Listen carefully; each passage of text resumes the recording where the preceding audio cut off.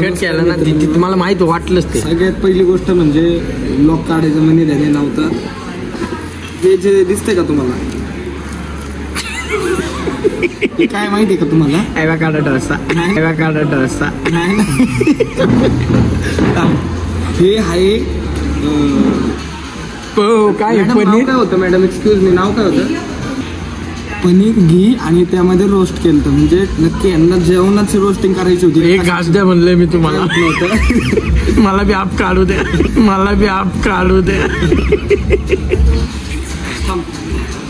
तर यांनी आहे ना ते जेवणालाच रोस्ट केलेलं आहे. आणि हॉटेल आहे ना, हॉटेल कळत असं नाव तर घ्यायचंच नाही मला.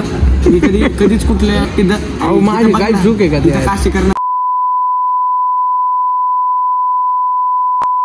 काय बोलतंय काय म्यूट मार. मी कधीच अन्नाचा अपमान केलेला नाही. जे भेटन जेवढ्याला भेटन तेवढ्याच जशी वेळ असेल तिथं खाल्लेलं आहे मी.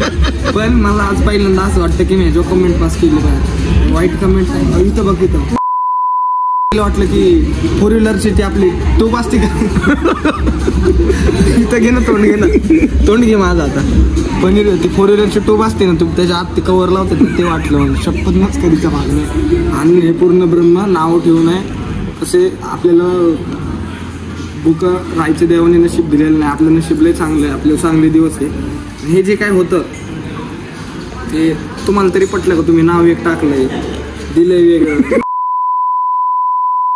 डोसाचा आणि पनीरचा संबंध होता का आतापर्यंत एकामेकाचा? म्हणजे कुठून काय? थांबा आता, एक्सक्यूज मी,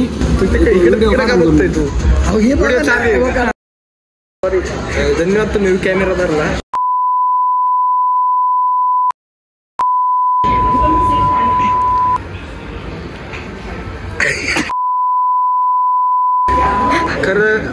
खरं बोलायची बात आहे. मीठ कॉफीत मीठ आहे.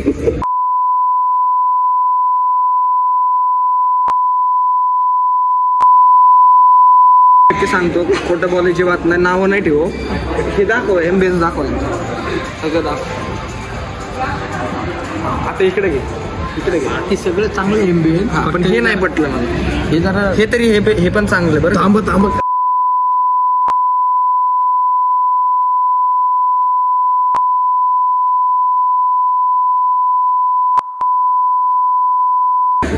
डोसा नाही, हे साधं प्लेन डोसा आहे आपलं. इथं घे ना, तू मला घे ना. त्या चटणीत बारी लाग.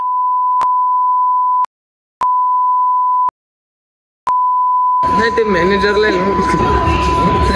पनीर घी रोस्ट. पनीर घी रोस्ट सर भारी होतं ते. प्रॉपर दिस नेम. आणि हे ना, हे 5 स्टार असेल, पण हे ना प्लायवूड आहे. ह्याच्यापेक्षा ना पानटपरीला टाईल वापरलेले आहेत. आमच्या पानटपरी जिथं आम्ही पानं खातो. ही निवड जी काय चालू आहे ती. काय म्हणते तुमचं? कधीच येऊ नका, माझी बात ऐका. अभिव्यक्ती स्वातंत्र्य आहे आपल्याला. काय अभिव्यक्ती स्वातंत्र्य आमचं ओम पप्पूची पण तुम्हाला दाखवतो या टेक मध्ये. जाऊया आपण. एक्सपिरियन्स खूपच न सांगण्यासारखा होता, त्यामुळे मला काहीच बोलायची इच्छा नाही गाईज.